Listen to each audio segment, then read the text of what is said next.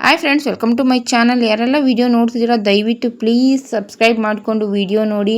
Video ಇಷ್ಟ ಆಗುತ್ತೆ ಅನ್ಕೋತೀನಿ. ಆದಷ್ಟು ಲೈಕ್ ಮಾಡಿ ವಿಡಿಯೋನ ನೋಡಿ. ರಾಯರು ಎಲ್ರಿಗೂ ಒಳ್ಳೇದು ಮಾಡಲಿ. ರಾಯರಿಗೆ ಪೂಜೆ ಮಾಡಿದ್ದೆ ಇವತ್ತಿನ ವಿಡಿಯೋದಲ್ಲಿ ಏನಪ್ಪ ಅಂದರೆ, ನಾನು ಒಂದಷ್ಟು ಫೋಟೋಸ್ನ ತಂದಿದ್ದೆ ರಾಯರ ಫೋಟೋಸ್ನ ಒಂದಷ್ಟನ್ನು ತಂದಿದ್ದೆ ನನ್ನ ಕಸ್ಟಮರ್ಗಳಿಗೆ ಕೊಡೋಣ ಅಂತ ಹೇಳಿ. ನಾನು ಇದನ್ನು ಮಂತ್ರಾಲಯದಿಂದನೇ ತಂದು ಕೊಡಬೇಕು ಅನ್ನೋದು ನನ್ನ ಆಸೆ ಆಗಿತ್ತು. ತುಂಬ ದಿನದಿಂದ ಅನ್ಕೋತಿದ್ದೆ. ವರ್ಷವೂ ಹೋಗ್ತಿದ್ದೋ. ಈ ವರ್ಷ ನನಗೆ ಹೋಗೋದಕ್ಕಾಗಿಲ್ಲ. ನಮ್ಮ ಅಕ್ಕ ಹೋಗಿದ್ರು, ಅವ್ರ ಹತ್ರ ಒಂದು 50 ಫೋಟೋನ ತರಿಸಿದ್ದೆ. ಅವರಿಗೆ ತುಂಬ ಥ್ಯಾಂಕ್ಸ್ ಹೇಳೋದಕ್ಕೆ ಇಷ್ಟಪಡ್ತೀನಿ ಈ ವಿಡಿಯೋ ಮುಖಾಂತರ. ತುಂಬಾ ಖುಷಿ ಆಯಿತು ನನಗೆ ಅವ್ರು ತಂದು ಕೊಟ್ಟಿದ್ದು. ನನಗೆ ಅಲ್ಲಿಂದನೇ ತಂದು ಕೊಡಬೇಕು ಅನ್ನೋದಿತ್ತು. ಹಾಗಾಗಿ ಕೂಡ ತುಂಬ ದಿನದಿಂದ ಯಾರು ಹೋಗ್ತಾರ ಅಂತ ಅಂದ್ಕೊಂಡು ಪ್ರಯತ್ನ ಪಡ್ತಿದ್ದೆ. ಮತ್ತು ನಾನೇ ಹೋಗಬೇಕು ಅಂತ ಕೂಡ ಅಂದ್ಕೊಂಡೆ. ನನಗೆ ಸದ್ಯಕ್ಕೆ ಹೋಗೋದಕ್ಕಾಗಲಿಲ್ಲ. ವರ್ಷಕ್ಕೆ ಒಂದು ಸಲ ಅಂತೂ ಹೋಗ್ತಿದ್ದೋ. ಈ ಸಲ ಯಾಕೋ ಇನ್ನೂ ಹೋಗಿಲ್ಲ. ಇದಕ್ಕೆ ವರ್ಷದಲ್ಲಿ ನಾವು ಮೇಲೆ ಮಂತ್ರಾಲಯಕ್ಕೆ ಹೋಗಿದ್ದೋ. ಈ ಸಲನೂ ಹೋಗಬೇಕು ಅಂದ್ಕೊಳ್ತಿದ್ದೀವಿ. ಸದ್ಯಕ್ಕೆ ಆಗ್ತಿಲ್ಲ. ಮುಂದೆ ಸಾಧ್ಯ ಆದರೆ ಇನ್ನೊಂದು 50 ಫೋಟೋನ ತಂದು ಕೊಡಬೇಕು ಅಂತ ಅಂದ್ಕೊಂಡಿದ್ದೀನಿ. ಈ ಫೋಟೋನ ತಂದುಕೊಟ್ಟಂಥವ್ರು ವಿಡಿಯೋನ ನೋಡ್ತಿರ್ತಾರೆ ಅನ್ಕೋತೀನಿ. ಆದಷ್ಟು ನನ್ನೆಲ್ಲ ವೀಡಿಯೋಸ್ನ ನೋಡ್ತಿರ್ತಾರೆ. ನಮ್ಮ ಅಕ್ಕನೇ ಅವರು. ನನಗೆ ಈ ಫೋಟೋನ ತಂದುಕೊಟ್ಟ ಅವರಿಗೆ ತುಂಬಾ ಥ್ಯಾಂಕ್ಸ್ ಹೇಳೋದಕ್ಕೆ ಇಷ್ಟಪಡ್ತೀನಿ. ನನಗೆ ತುಂಬ ದಿನದಿಂದ ನಾನು ಅಂದ್ಕೊಂಡಿದ್ದು ಎಲ್ಲದನ್ನು ಕೂಡ ರಾಯರು ಕೊಡ್ತಿದ್ರು. ಹಾಗಾಗಿ ನನ್ನ ಕಸ್ಟಮರ್ಗೆ, ಟೈಲರಿಂಗಲ್ಲಿ ನನ್ನ ಕಸ್ಟಮರ್ಗೆ ನಾನು ಈ ಥರದೊಂದು ಫೋಟೋನ ಕೊಡಬೇಕು ಅನ್ನೋದು ನನ್ನ ಆಸೆ ಆಗಿತ್ತು. ಹಾಗಾಗಿ ತರಿಸಿ ಎಲ್ಲದನ್ನು ಕೂಡ ಪೂಜೆ ಮಾಡಿದ್ದೀನಿ ಇವತ್ತು. ನಿಜವಾಗ್ಲೂ ನಾನು ಅಂದ್ಕೊಂಡಿರಲಿಲ್ಲ ನನ್ನ ಕೆಲಸದಲ್ಲಿ ಇಷ್ಟೊಂದು ಇಂಪ್ರೂವ್ಮೆಂಟ್ ಕಾಣ್ತೀನಿ ಅಂತ. ನನಗೆ ರಾಯರು ಯಾವ ರೀತಿ ಒಳ್ಳೇದು ಮಾಡಿದ್ರು ಅಂತ ಹೇಳೋಕ್ಕೆ ಸಾಧ್ಯ ಅಂತ ಹೇಳ್ಬೋದು. ಏಕೆಂದರೆ ಒಂದು ಮಿಷಿನ್ನ ಇಟ್ಕೊಂಡು ಮನೇಲೇ ಸಣ್ಣದಾಗಿ ಸ್ಟಿಚ್ ಮಾಡ್ತಿದ್ದೆ ನಾನು. ಇವತ್ತು ಇಷ್ಟೆಲ್ಲ ಮಿಷಿನ್ನ ಇಟ್ಕೊಂಡು ಇತ್ತೀಚೆಗೆ ಕೂಡ ಮಿಷಿನ್ ಎಲ್ಲ ಚೇಂಜ್ ಮಾಡಿದೆ ನಾನು. ಅದ್ರ ಬಗ್ಗೆನೂ ಮುಂದೆ ವಿಡಿಯೋನ ಹಾಕ್ತೀನಿ. ಅದ್ರದ್ದು ಕೂಡ ಎಲ್ಲ ವಿಡಿಯೋನ ಮಾಡ್ಕೊಂಡಿದ್ದೀನಿ. ಎಡಿಟ್ ಮಾಡಿ ಮುಂದೆ ಸಾಧ್ಯ ಆದರೆ ವಿಡಿಯೋನ ಹಾಕ್ತೀನಿ. ನನ್ನ ಹಳೆ ವಿಡಿಯೋಸ್ನ ನೋಡಿರುವಂಥವ್ರಿಗೆ ಗೊತ್ತಿರುತ್ತದೆ ನನ್ನ ಹತ್ರ ಯಾವ ಥರ ಮಿಷಿನ್ ಎಲ್ಲ ಇತ್ತು ಅಂತ. ನನ್ನ ಹತ್ರ ಎಲ್ಲದೂ ಕೂಡ ಪೆಟ್ಲು ಮಿಷಿನ್ಗಳೇ ಇದ್ದಿದ್ದು. ಅಂದರೆ ಮೋಟರ್ ಫಿಕ್ಸ್ ಮಾಡ್ಕೊಂಡಿದ್ದೆ, ಅದಕ್ಕೆ ಸಪ್ರೇಟಾಗಿ ತಂದು. ಆದರೆ ಈ ಸಲ ಎಲ್ಲದೂ ಕೂಡ ಈ ರೀತಿಯಾಗಿ ಮಿಷಿನ್ ಕೂಡ ಚೇಂಜ್ ಮಾಡಿದ್ದೀನಿ. ಇಷ್ಟೆಲ್ಲ ಸಪೋರ್ಟ್ ಮಾಡಿರೋ ನಿಮಗೂ ಕೂಡ ತುಂಬ ಥ್ಯಾಂಕ್ಸ್ ಹೇಳ್ತೀನಿ. ಯೂಟ್ಯೂಬಲ್ಲಿ ಕೂಡ ನನಗೆ ಇಷ್ಟೆಲ್ಲ ಒಳ್ಳೆಯದಾಗತ್ತೆ ಅಂತ ನಾನು ಅಂದ್ಕೊಂಡಿರಲಿಲ್ಲ. ಯೂಟ್ಯೂಬಿಂದ ತುಂಬ ಜನ ಕಸ್ಟಮರ್ ಬಂದಿದ್ದಾರೆ. ಅವ್ರಿಗೂ ಕೂಡ ತುಂಬ ಥ್ಯಾಂಕ್ಸ್ ಹೇಳೋದಕ್ಕೆ ಇಷ್ಟಪಡ್ತೀನಿ. ನನ್ನ ಎಲ್ಲ ಯೂಟ್ಯೂಬ್ ಸ್ನೇಹಿತರಿಗೂ ಕೂಡ ತುಂಬಾ ಥ್ಯಾಂಕ್ಸ್ ಹೇಳೋದಕ್ಕೆ ಇಷ್ಟಪಡ್ತೀನಿ. ಸಬ್ಸ್ಕ್ರೈಬ್ ಮಾಡಿಕೊಂಡು ಎಲ್ಲ ವೀಡಿಯೋನ ನೋಡಿ, ಲೈಕ್ ಮಾಡಿ, ಇಷ್ಟೆಲ್ಲ ಸಪೋರ್ಟ್ ಮಾಡ್ತಿರೋ ನಿಮಗೂ ಕೂಡ ತುಂಬಾ ಥ್ಯಾಂಕ್ಸ್ ಹೇಳೋದಕ್ಕೆ ಇಷ್ಟಪಡ್ತೀನಿ. ನಿಮ್ಮೆಲ್ಲರ ಸಪೋರ್ಟಿಂದಾನೇ ಇಷ್ಟೆಲ್ಲ ಮಾಡೋದಕ್ಕೆ ಸಾಧ್ಯ ಆಗಿತ್ತು. ನಿಜವಾಗ್ಲೂ ನಾನು ಯೂಟ್ಯೂಬಲ್ಲಿ ಪೇಮೆಂಟ್ ತೊಗೋತೀನಿ, ಇಷ್ಟೆಲ್ಲ ಮುಂದೆ ಬರುತ್ತೆ ಯೂಟ್ಯೂಬಲ್ಲಿ, ನನಗೆ ಇಷ್ಟೆಲ್ಲ ಹೆಲ್ಪ್ ಆಗುತ್ತೆ ಅಂತ ನಾನು ನಿಜ ಅಂದ್ಕೊಂಡಿರಲಿಲ್ಲ. ತುಂಬಾ ಒಳ್ಳೆಯದಾಯಿತು ಅಂತ ಹೇಳ್ಬೋದು. ಈ ರೀತಿ ಸಪೋರ್ಟ್ ಮಾಡಿದ ನಿಮ್ಮೆಲ್ಲರಿಗೂ ಕೂಡ ತುಂಬ ಥ್ಯಾಂಕ್ಸ್ ಹೇಳೋದಕ್ಕೆ ಇಷ್ಟಪಡ್ತೀನಿ. ಮತ್ತು ನನ್ನ ಜೊತೆಯಲ್ಲಿ ಕೆಲಸ ಮಾಡ್ತಿರೋರಿಗೂ ಕೂಡ ಈ ವಿಡಿಯೋ ಮುಖಾಂತರ ಅವ್ರಿಗೂ ಕೂಡ ತುಂಬ ಸಪೋರ್ಟ್ ಮಾಡ್ತಾರೆ. ಎಷ್ಟೇ ಕೆಲಸ ಬಿದ್ದರೂ ಕೂಡ ಒಬ್ರಿಗೊಬ್ರು ಅನುಸರಿಸ್ಕೊಂಡು ಕೆಲಸನ ಮಾಡ್ತೀವಿ. ಅವರಿಗೂ ಕೂಡ ತುಂಬಾ ಥ್ಯಾಂಕ್ಸ್ ಹೇಳೋದಕ್ಕೆ ಇಷ್ಟಪಡ್ತೀನಿ. ನನಗೆ ಸಪೋರ್ಟ್ ಮಾಡ್ತಿರೋ ಎಲ್ರಿಗೂ ಕೂಡ, ಇದರಲ್ಲಿ ನನ್ನ ತಮ್ಮನ ಹೆಂಡ್ತಿಗೂ ಕೂಡ ನಾನು ತುಂಬಾ ಥ್ಯಾಂಕ್ಸ್ ಹೇಳೋದಕ್ಕೆ ಇಷ್ಟಪಡ್ತೀನಿ. ಯಾಕೆಂದರೆ ಯೂಟ್ಯೂಬಲ್ಲಿ ಆಗ್ಬೋದು, ನನ್ನ ಕೆಲಸದಲ್ಲಿ ಆಗ್ಬೋದು, ಮತ್ತು ನನ್ನ ಈ ಕೆಲವೊಂದು ಮನೆಯ ಮೇಲೆ ಎಲ್ಲ ಹೆಣ್ಮಕ್ಳಿಗೆ ಇರುತ್ತೆ. ಎಲ್ಲ ರೀತಿಯೂ ಕೂಡ ನನಗೆ ಸಪೋರ್ಟಿವ್ ಆಗಿ ನಿಂತಿದ್ದಾಳೆ ಅವಳು ಅಂತ ಹೇಳ್ಬೋದು. ನಿಜವಾಗ್ಲೂ ಒಬ್ಬ ತಾಯಿ ಥರ ನನ್ನ ಜೊತೆಗಿದ್ದಾಳೆ ಅವಳು ಅಂತಲೇ ನಾನು ಹೇಳೋದಕ್ಕೆ ಇಷ್ಟಪಡ್ತೀನಿ. ನಿಜವಾಗ್ಲೂ ಎಷ್ಟೋ ಸಲ ನನಗೆ ಆದಂಥ ಎಷ್ಟೋ ಬೇಜಾರು, ನೋವು, ದುಃಖ, ಸಂತೋಷ ಎಲ್ಲದರಲ್ಲೂ ಕೂಡ ನನಗೆ ಅವಳು ಭಾಗಿಯಾಗಿದ್ದಾಳೆ. ಅವಳಿಗೂ ಕೂಡ ಈ ವಿಡಿಯೋ ಮುಖಾಂತರ ತುಂಬಾ ಥ್ಯಾಂಕ್ಸ್ ಹೇಳೋದಕ್ಕೆ ಇಷ್ಟಪಡ್ತೀನಿ. ಎಲ್ಲರಿಗೂ ಕೂಡ, ಯೂಟ್ಯೂಬ್ ಸ್ನೇಹಿತರಿಗೆ, ನನ್ನ ಜೊತೇಲಿ ಕೆಲಸ ಮಾಡೋರಿಗೆ, ಮತ್ತು ನನ್ನ ಕಸ್ಟಮರ್ಗೆ ಎಲ್ಲರಿಗೂ ಕೂಡ ರಾಯರು ಒಳ್ಳೇದು ಮಾಡಲಿ ಅಂತ ರಾಯರ ಹತ್ರ ಕೇಳ್ಕೊತೀನಿ.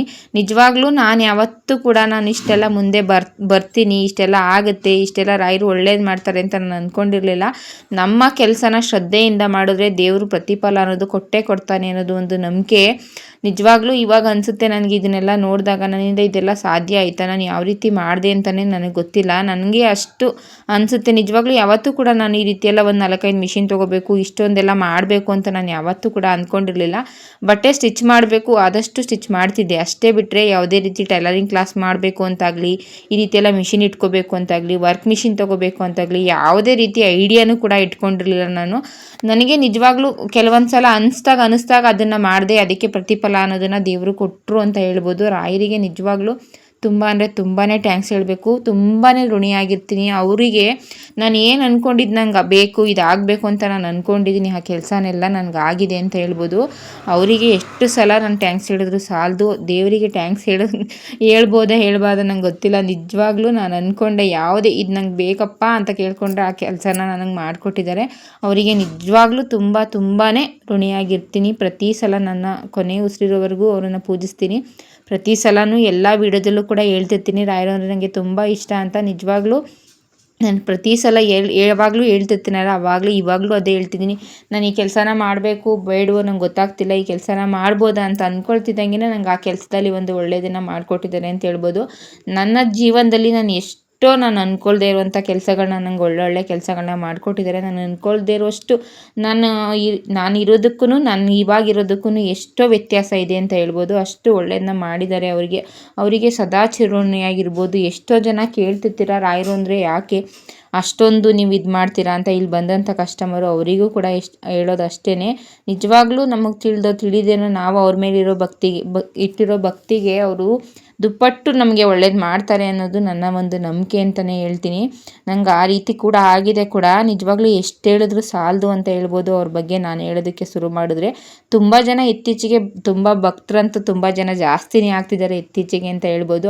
ಇಕ್ಕು ನೋಡಿದ್ರೆ ತುಂಬ ಜನ ಜಾಸ್ತಿ ಆಗ್ತಿದ್ದಾರೆ ಅವರಿಗೆ ಭಕ್ತರು. ಅಷ್ಟು ರಾಯರು ಒಳ್ಳೇದು ಮಾಡ್ತಿದ್ದಾರೆ ಎಲ್ರಿಗೂ ಕೂಡ. ನಂದು ಒಂದು ಸಣ್ಣದೊಂದು ಆಸೆ ಇತ್ತು, ತುಂಬ ದಿನದಿಂದ ಇತ್ತು. ಆದರೆ ಇಲ್ಲೇ ನಾನು ನಮ್ಮದು ಮಂಡ್ಯದಲ್ಲೇ ತೆಗೆದು ಕೊಡ್ತಿದ್ದೆ ನನಗೆ ಅಲ್ಲಿಂದನೇ ತಂದು ಕೊಡಬೇಕು ಅನ್ನೋ ಒಂದು ಆಸೆ ಇತ್ತು. ಹಾಗಾಗಿ ನಾನು ಮಂತ್ರಾಲಯದಲ್ಲೇ ತರಿಸಿ ಈ ಸಲ ಕೊಡ್ತಿದ್ದೀನಿ ನನ್ನ ಕಸ್ಟಮರ್ಗೆ ನನ್ನ ಯೂಟ್ಯೂಬ್ ಜರ್ನಿಲಿ ಸಹಾಯ ಮಾಡಿದ ನಿಮ್ಮೆಲ್ರಿಗೂ ಕೂಡ, ಸಪೋರ್ಟ್ ಮಾಡ್ತಿರೋ ವಿಡಿಯೋಸ್ ನೋಡ್ತಿರೋ ಪ್ರತಿಯೊಬ್ಬರಿಗೂ ಕೂಡ, ಅಲ್ಲಿಂದ ಬಂದಿರೋ ಕಸ್ಟಮರ್ಗಳು ಕೂಡ ಇವತ್ತು ತುಂಬಾ ಖುಷಿಯಾಯಿತು ಅಂತ ಹೇಳ್ಬೋದು. ಯಾಕೆಂದರೆ ನಾನು ಯೂಟ್ಯೂಬಿಂದ ಫಸ್ಟಿಗೆ ಬಂದಂಥ ಕಸ್ಟಮರು ನಾನು ಏನು ಅವ್ರಿಗೆ ಹೇಳಿರಲಿಲ್ಲ, ಆದರೂ ಕೂಡ ಅವ್ರು ಇವತ್ತು ಬಟ್ಟೆ ಸ್ಟಿಚ್ ಮಾಡಿಸ್ಕೊಡೋದಕ್ಕೆ ಅಂತ ಬಂದರು. ಅನಿತಾ ಅವರು, ಅವ್ರ ಅಮ್ಮನ ಹೆಸರೇನು ಗೊತ್ತಿಲ್ಲ, ಅವ್ರು ಇವತ್ತು ಕೂಡ ಹೇಳ್ತಿದ್ರು ಎಲ್ಲ ವೀಡಿಯೋಸ್ನ ಮಿಸ್ ಮಾಡದೆ ನೋಡ್ತೀನಿ, ನನ್ನ ಟೀಚರ್ಸ್ಗೆಲ್ಲ ನಾನು ತೋರಿಸ್ತೀನಿ ನಿಮ್ಮ ವೀಡಿಯೋಸ್ನ ಅಂತ ಹೇಳ್ತಿದ್ರು. ಅವರಿಗೆ ಅವ್ರ ಅಮ್ಮ ಮಗಳಿಗೆ ಇಬ್ಬರಿಗೂ ಕೂಡ ತುಂಬಾ ಥ್ಯಾಂಕ್ಸ್ ಹೇಳೋದಕ್ಕೆ ಇಷ್ಟಪಡ್ತೀನಿ. ಆಕಸ್ಮಿಕವಾಗಿ ಬಂದರೂ ಕೂಡ ಇವತ್ತು ಬಂದರು. ತುಂಬಾ ಖುಷಿ ಆಯಿತು ನನಗೆ. ಅವರಿಗೆ ಪ್ರಸಾದ ಈ ಫೋಟೋನೆಲ್ಲ ಕೊಟ್ಟೆ, ನನಗಂತೂ ತುಂಬ ಖುಷಿ ಆಯಿತು. ಅವ್ರು ಈ ವಿಡಿಯೋನ ನೋಡ್ತಿದ್ರೆ ಅಮ್ಮ ಮಗಳಿಗಿಬ್ಬರಿಗೂ ಕೂಡ ತುಂಬಾ ಥ್ಯಾಂಕ್ಸ್ ಹೇಳೋದಕ್ಕೆ ಇಷ್ಟಪಡ್ತೀನಿ. ಎಷ್ಟೋ ಜನ ನನ್ನ ಕಸ್ಟಮರ್ ಆಗಿರ್ಬೋದು ಎಲ್ಲರೂ ಕೂಡ ತುಂಬಾ ಸಪೋರ್ಟ್ ಮಾಡ್ತಿರ್ತೀರಾ.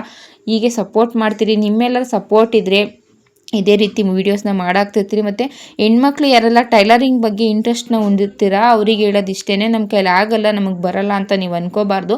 ನಾನು ಯಾವುದೇ ರೀತಿ ಟೈಲರಿಂಗ್ ಕ್ಲಾಸ್ಗೆ ಹೋಗಿ ನಾನು ಕಲೀಲಿಲ್ಲ ಟೈಲರಿಂಗ್ನ. ನಮ್ಮ ಮನೆ ಪಕ್ಕ ನಮ್ಮ ದೊಡ್ಡಪ್ಪನ ಮಗ ಅಣ್ಣನೇ ಆಗಬೇಕು, ಅವರು ಸ್ಟಿಚ್ಚಿಂಗ್ ಮಾಡ್ತಿದ್ರು. ಅವ್ರ ಹತ್ರ ನೋಡಿ ಹೋಗಿ ನಾನು ಕಲ್ತಿದ್ದಷ್ಟೇ.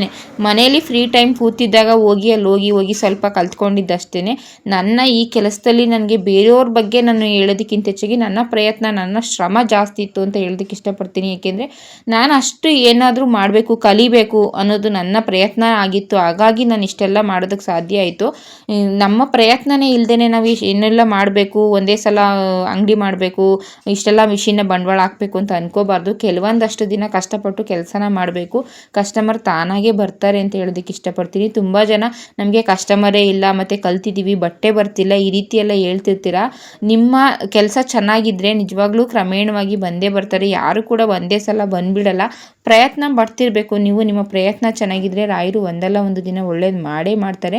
ಯಾರೆಲ್ಲ ಟೈಲರ್ಸ್ ಕೂಡ ತುಂಬ ಜನ ನೋಡ್ತಿರ್ತೀರ ನನ್ನ ವೀಡಿಯೋನ, ಕಟಿಂಗ್ ವಿಡಿಯೋ ಹಾಕಿ, ಸ್ಟಿಚಿಂಗ್ ವಿಡಿಯೋ ಹಾಕಿ, ಡಿಸೈನ್ಸ್ ವಿಡಿಯೋ ಹಾಕಿ ಅಂತ ಕಮೆಂಟ್ ಮಾಡ್ತಿರ್ತೀರ. ಹಾಗಾಗಿ ಹೇಳ್ತಿದ್ದೀನಿ, ಕಲಿತು ನಮಗೆ ಆಗಲ್ಲ ಅಂದ್ಕೊಂಡಿರುವಂಥ ಹೆಣ್ಮಕ್ಳಿಗೂ ಕೂಡ ಅಷ್ಟೇ ನಾನು ಹೇಳೋದು, ನಿಮ್ಮಿಂದ ಸಾಧ್ಯ ಇಲ್ಲ ಅನ್ನೋದು ಏನೂ ಇಲ್ಲ. ಹೆಣ್ಮಕ್ಳು ಅಪ್ಪನ ಮನೆ ಬಿಟ್ಟು ಗಂಡನ ಮನೆಗೆ ಬಂದು ಎಲ್ಲದನ್ನು ನಿಭಾಯಿಸೋವಂಥ ಶಕ್ತಿ ಕೊಟ್ಟಿರುವಾಗ ಇನ್ನು ಇದನ್ನೆಲ್ಲ ಮಾಡೋ ಅಂಥ ಶಕ್ತಿ ಇಲ್ಲ ಅಂತ ಹೇಳೋಕ್ಕಾಗಲ್ಲ. ಎಲ್ಲ ಹೆಣ್ಮಕ್ಳಿಗೂ ಕೂಡ ಹೇಳೋದು ಇಷ್ಟೇ, ನಿಮ್ಮ ಕೈ ಸಾಧ್ಯ ಆಗುತ್ತೆ. ಆದಷ್ಟು ತಾಳ್ಮೆಯಿಂದ ಇದ್ದು ನಿಮ್ಮ ಕೆಲಸನ ನೀವು ಮಾಡ್ತಾ ಇದ್ರೆ ಭಗವಂತ ಪ್ರತಿಫಲ ಅನ್ನೋದನ್ನು ಒಂದಲ್ಲ ಒಂದು ದಿನ ಕೊಟ್ಟೇ ಕೊಡ್ತಾನೆ. ಯಾರೇ ಆದರೂ ಅಷ್ಟೇ. ತುಂಬ ಜನ ನಮಗೆ ಇಂಟ್ರೆಸ್ಟ್ ಇಲ್ಲ, ಕಲಿಯೋಕೆ ಆಗ್ತಿಲ್ಲ, ನಾವು ಹೋಗಿ ಬಿಟ್ಬಿಟ್ಟಿದ್ದೀವಿ, ಕೆಲಸ ಮಾಡ್ತಿಲ್ಲ, ಈ ರೀತಿ ಎಲ್ಲ ತುಂಬ ಕಮೆಂಟ್ನ ಮಾಡ್ತಿರ್ತೀರಿ. ಎಲ್ರಿಗೂ ಹೇಳೋದು ಇಷ್ಟೇ, ನಿಮ್ಗೆ ಇದ್ರ ಬಗ್ಗೆ ಇಂಟ್ರೆಸ್ಟ್ ಇದೆ, ನೀವೇನೋ ಒಂದು ಮಾಡಬೇಕು ಅಂತ ಅಂದ್ಕೊಂಡಿದ್ದೀರಾ ಅಂದರೆ ನಿಮ್ಮ ಪ್ರಯತ್ನ ತುಂಬ ಮುಖ್ಯ ಆಗಿರುತ್ತೆ. ಆದಷ್ಟು ಪ್ರತಿದಿನ ಅದಕ್ಕೆ ಅಂತ ಒಂದಷ್ಟು ಟೈಮ್ನ ಕೊಟ್ಟು ಕೆಲಸ ಮಾಡ್ತೀರಿ. ನಿಜವಾಗ್ಲೂ ಇದರಲ್ಲಿ ಇಂಪ್ರೂವ್ಮೆಂಟ್ ಅನ್ನೋದು ಕಂಡೇ ಕಾಣುತ್ತೆ, ಒಳ್ಳೇದಾಗುತ್ತೆ ಅಂತಲೇ ಹೇಳೋದಕ್ಕೆ ಇಷ್ಟಪಡ್ತೀನಿ. ಕಂಪ್ಯೂಟರ್ ಮಿಷಿನ್ ಬಗ್ಗೆಯೂ ಕೂಡ ತುಂಬ ಜನ ಕೇಳ್ತಿದ್ರಿ, ಅವರಿಗೂ ಹೇಳೋದು ಇಷ್ಟೇ, ಮಾಡ್ಬೋದು, ಆದರೆ ಸ್ವಲ್ಪ ಬಂಡವಾಳ ಹಾಕೋಬೇಕಲ್ಲ, ಜಾಸ್ತಿ ಬಂಡವಾಳ ಆಗುತ್ತೆ. ಹಾಗಾಗಿ ನೋಡ್ಕೊಂಡು ಹಾಕಿ ಅಂತ ಮಾತ್ರ ಹೇಳ್ತೀನಿ. ಬೇರೆ ಯಾವುದೇ ರೀತಿ ಬಿಸ್ನೆಸ್ ಮಾಡ್ತೀವಿ ಅಂದರೂ ಕೂಡ ಕೆಲವೊಂದಷ್ಟಕ್ಕೆ ಬಂಡವಾಳನ ಹಾಕಿನೇ ನಾವು ಬಿಸ್ನೆಸ್ ಮಾಡಬೇಕಾಗತ್ತೆ. ಆದರೆ ಇದಕ್ಕೆ ಯಾವುದೇ ರೀತಿ ಇಲ್ಲ. ಒಂದು ಮಿಷಿನ್ ಇಟ್ಕೊಂಡ್ರೆ ಸಾಕು, ನಮಗೆ ಯಾವುದೇ ರೀತಿ ಲಾಸು ಆಗಲ್ಲ. ಸಾಧ್ಯ ಆಗಲಿಲ್ಲ ನಮ್ಮ ಕೈಲಿ ಅನ್ನೋದಿದ್ರೆ ನಮ್ಮ ಮನೆಗೆ ನಾವು ಸ್ಟಿಚ್ ಮಾಡ್ಕೋಬೋದು. ಮನೆಗೆ ಸ್ಟಿಚ್ ಮಾಡ್ಕೊಳ್ಳುವಷ್ಟು ಅಂತಂದ್ರೂ ಕಲಿತೀವಿ. ಇದು ತುಂಬ ಹೆಲ್ಪ್ ಆಗುತ್ತೆ. ಒಂದು ಮಿಷಿನು ಮನೇಲಿದ್ದರೆ ತುಂಬಾ ತುಂಬಾ ಮನೆಯಲ್ಲಿ ನಮ್ಮದೇ ಆದಂಥ ಕೆಲಸಗಳು ಮಾಡ್ಕೊಳ್ಳೋದಕ್ಕೆ ತುಂಬಾ ಹೆಲ್ಪ್ ಆಗುತ್ತೆ ಅಂತ ಹೇಳೋದಕ್ಕೆ ಇಷ್ಟಪಡ್ತೀನಿ.